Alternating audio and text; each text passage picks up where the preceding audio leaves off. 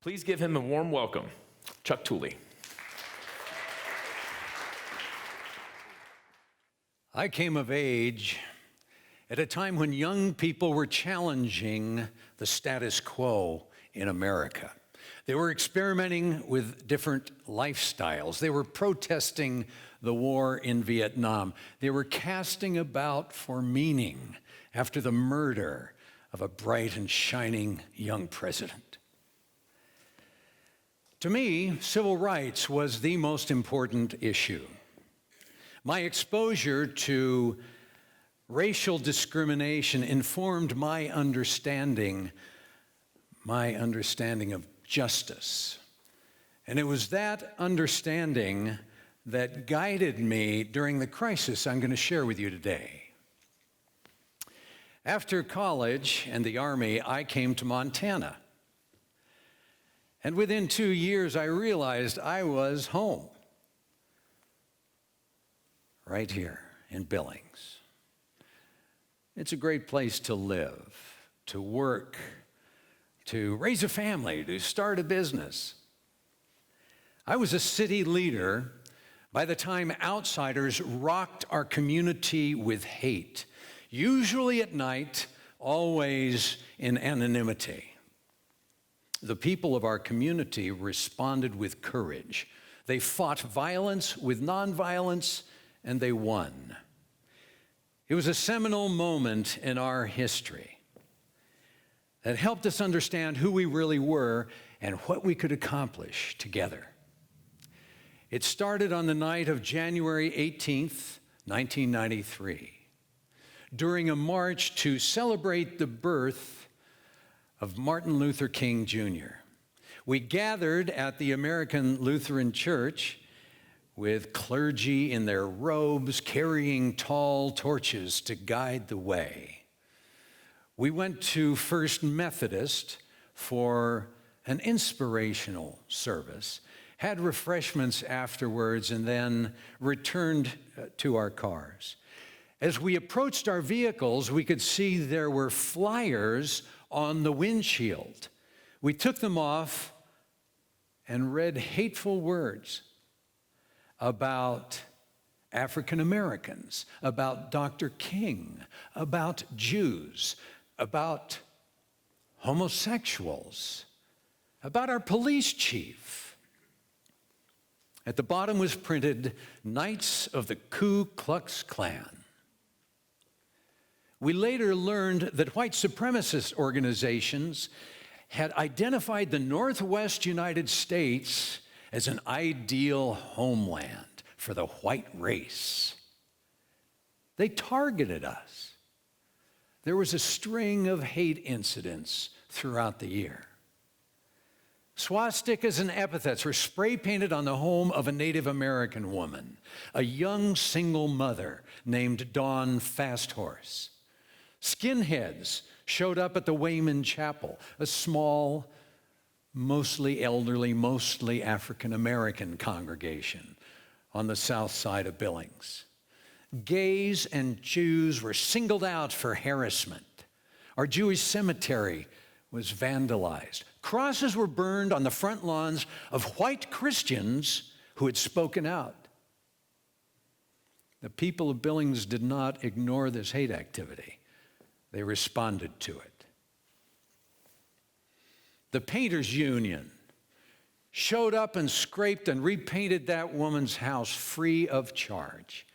The Fasthorse kids were looking on, clinging to their mother, still not knowing what in the world had happened. Members of white congregations started attending Wayman Chapel just to support those older folks and ease their anxiety. The Billings Coalition on Human Rights organized a march of hundreds of people down Pauley Drive to gather on the green at Rocky Mountain College. There were several other incidents throughout the year, but the one that took our breath away was the December news story about a paving stone that had been thrown through the bedroom window of a 6-year-old Jewish boy who had put a menorah there to celebrate Hanukkah. This assault against the safety of a small child had a galvanizing effect on us. But what could we do? Margie McDonald from the Montana Association of Churches came to a meeting one night with drawings of a menorah. She gave them to us and suggested that we make copies to hand out to our friends and fellow church members so that we could put them on the windows and doors of our homes to show our support for our Jewish neighbors. It was an inspired notion. We enthusiastically embraced the idea. And menorahs started going up on Gentile homes around Billings. This was not without negative consequence. The First Methodist Church put up a menorah and their window was broken. But it did not break the resolve of that congregation. Another menorah went up on a new window and it stayed there. More vandalism occurred. Christmas decorations were destroyed. A church window was shot. Car windows were smashed in during the night. And still, menorahs went up. A bomb threat was made against Beth Aaron Temple, and citizens gathered for a candlelight vigil across the street from the synagogue. On that bitter cold night, Gentiles supported their Jewish neighbors with their presence and their songs and their love. We did not know who the perpetrators were. All we could do was stand together against this amorphous evil. On December 11th, the Billings Gazette published a full-page color picture of a menorah for people to tear out and put on their homes. 4,000, 6,000, 8,000, the number kept going up. These paper menorahs were blooming like flowers in winter throughout the community. And then,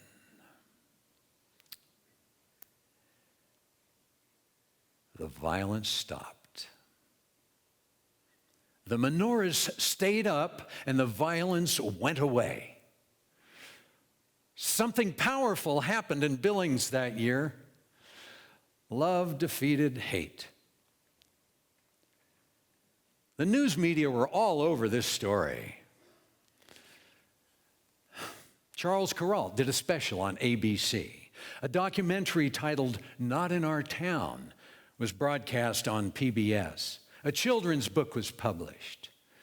A made-for-TV movie called Not in This Town was produced.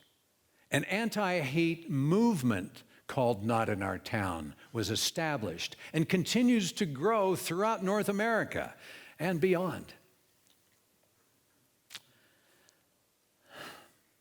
Well, all of these things reflected our values. But we went beyond that. In 1995, we embarked on a community effort to reimagine our downtown, which had been in decline for years. Using small group meetings and surveys and public forums, we engaged as many people and businesses as possible to help put together a downtown framework plan. It took us 2 years, and we published it in 1997. As a result of our group effort, we brought in over 100 new businesses to downtown Billings. We transformed downtown as a center of entertainment and housing and community life. We created a structure for financing and development. Since the framework plan was put in place, downtown improvements include a new minor league baseball stadium, a beautiful new public library, major hospital additions, a big bank, renovation of our historic district. The total is estimated over $250 million. In 1997, the Raoul Wallenberg Committee of the United States presented us with their Civic Courage Award. And in the years that followed, we received many more national awards, including #1 place to launch a small business, #3 safest place to raise a family, #8 most safe and secure place to live.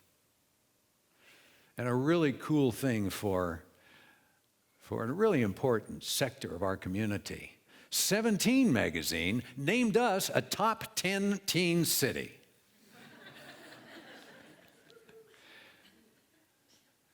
The Americans who fought in World War II and went ashore at Normandy or Anzio or Iwo Jima knew that they were facing grave danger, but they did what they had to do.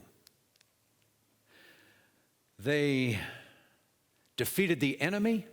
They exulted in a great victory over evil. And then these young victors went home to build their lives and build their families and their businesses and their careers and their communities. And together, they built America into the greatest nation the world had ever known. What we did here in Montana gave us a similar inspiration. We found that we could stand against violence and hate and win. And it was that inspiration that led us to revitalize our community. I have absolutely no doubt that other American communities would have done the same thing, facing a similar crisis. But you can revitalize a community even without a crisis, because we are Americans and we have the freedom to develop relationships. The media bombard us daily with stories about acrimony and conflict. You would think that Americans hate each other, but in fact, think with me about what we all desire. We desire the love of our family and friends. We want to be able to have the freedom to be successful in our businesses and in our jobs. We want safe neighborhoods to raise our kids and educate them. We want to pursue our dreams in peace. And because we have these things in common, we need the courage to be an American first, some part of every day. Be an American first, instead of a liberal or a conservative first. Be an American first and reach out to those of a different race or religion or party or ethnic group. It takes courage, but keep reaching out and relationships start. Then listen, really listen. Because that's when we build trust. And that's when we develop real community. And that's when we create a more civil society. It's an amazing privilege to live in a place that displays the Purple Mountain majesties of a nation. You get to live here. You get to be an American. Do it with passion, and do it with joy, and do it with respect for all people. Do it with love, and let your lights shine.